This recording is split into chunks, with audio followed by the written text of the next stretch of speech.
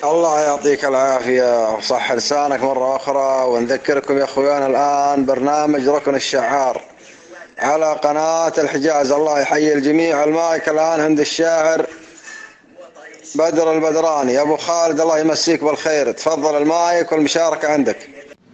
الله يمسيك بالخير. أنتم من يسمع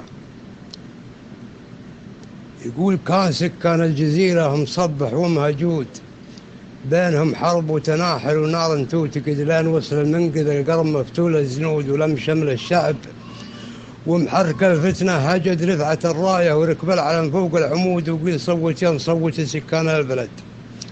الحكم لله ثم العبد العزيز بن سعود وعمة البشرى وكل تهيا واستعد، وابتدى فجر أول أيام ميراث الجدود، موعد بالنصر والنصر في يوم الوعد، وكل سكان الجزيرة نبو تركي جنود يطمسون الشرك ويصححون المعتقد، لين سووها بساتين ويزهروا ورود وثبتوها خيمة العز بطناب، وعمد دولة قامت على العدل وجهود الصمود، ولا إله إلا الله الواحد الفرد الصمد.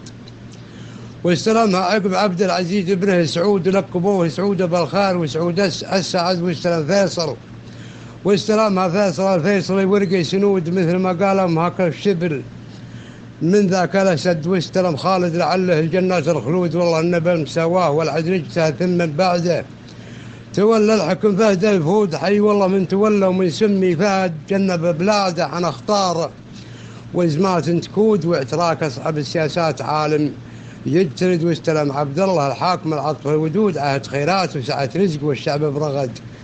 واستلم سلمان عساه دايم بالوجود، كل ابونا لك ورانا شرتك يا ابو فهد يا وطن، لاجلك فادي ومن دونك نذود، يا لعلك يا وطننا بعز يا لبد يا وطن، نفديك حتى فلذات الكبود، ما الشي يغلى من الروح يا غرى الولد والجماجم، يا وطننا مراسيم الحدود، والوطن حنا حماته ما هو طرف.